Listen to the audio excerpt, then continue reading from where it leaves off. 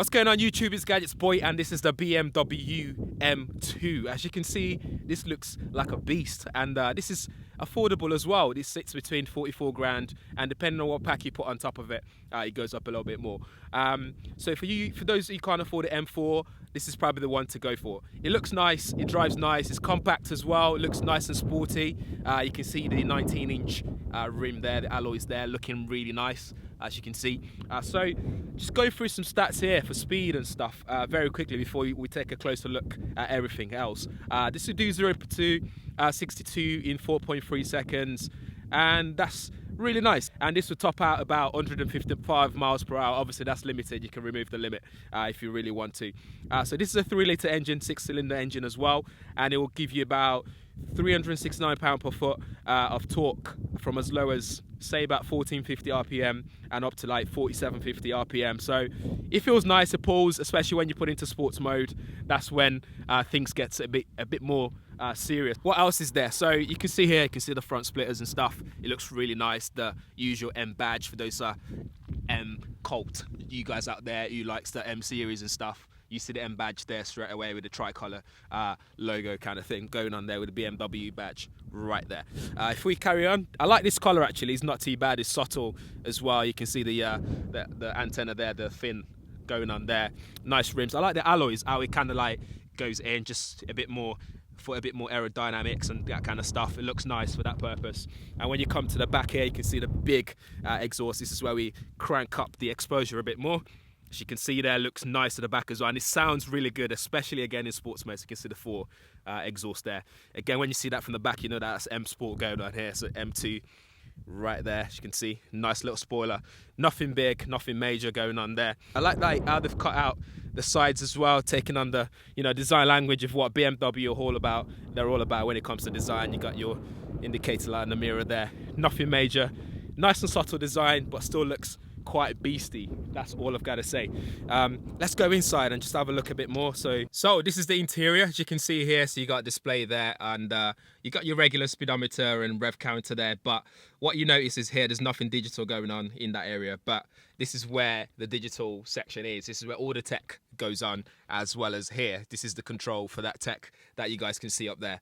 So this is used to control it, so you can toggle left and right, you can go up and down as well, and you can scroll and so on. So this is where you'd select what mode you want, so like menu, media, map, so computer I guess, or communication. Communication definitely. You got sat nav there, and your back and option buttons on. That clicks in as well to select stuff. So if you look on this menu here, you can just scroll around. So you got media for radio, communication like I mentioned, and everything else. So if we went into radio, for example, you get a DAB system in there. You got online entertainment, auxiliary, Bluetooth audio, and so on. You can manage mobile devices and everything else. So if you've got coming in communication, this is where your phone calls, your messaging, all that stuff comes in. BMW assistants and BMW messaging. You got navigation, usual pack, so you can like enter destination and so on, remember certain destination points of interest and so on. So you got connected drive as well.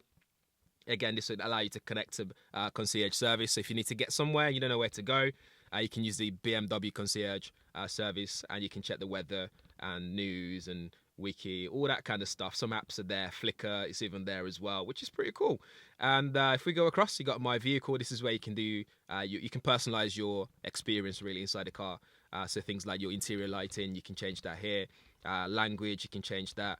What else is there? We can do like technology in action, so you can look like efficient dynamics, which is pretty cool. And then you got sports displays and then notifications there, and that's it there for the display. So if you want, you can just go back to, I can press media down here, and that will take me back to media, or map to take me back to map, because I'm currently driving somewhere right now. And then this is where it gets interesting. So here you've got sports and comfort mode, so you can choose different level of driving mode that you want to do. So once you start doing that, so let's just start the vehicle, push the start button there. When you start, you get like a mini display there, so that's as digital as it gets. So there you get your sat nav information there, quick information. So here for press sports and stuff, so here you got sports plus, and comfort as well. But when you get into sports, this display goes a bit further, so you can start changing things like your sports display. You can configure sports. So when you go sports display, then you can have a look at your power and torque as well. Again, that's what I was mentioning earlier. So when it says it was not available, it's because the engine wasn't started, so that makes sense, and which is pretty nice. And if I go back to if I go back to efficient dynamics here, then you can see how it's running. So engine's running right now, and it tells you how it's running on road as well. There you have it. Really nice and simple display settings. I like it. Really nice car. Again, if you're a big BMW fan, again, this will be for you if you can't afford the M4. But that's the BMW M2 in a nutshell. Again, that's just the leather seats, sport seats-ish. And then you got the M3 logo embossed there. Your tricolour stitching right here.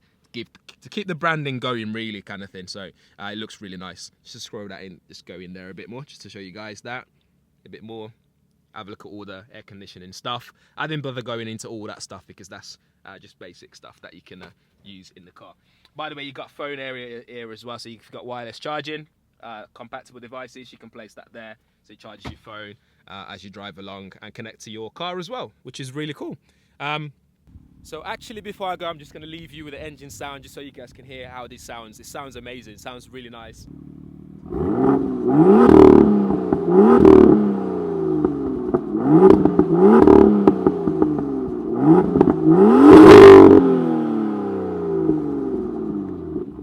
Yes, that's the BMW M2, guys. Nice car. I'm still going to go for a drive it a bit more, get some driving experience out of this. And yeah, let me know what you think. If you like this video, give it a thumbs up. If you have any questions, as usual, drop them below. I'm on Twitter at GadgetsBoy. Thanks for watching. Catch you in the next one. Peace.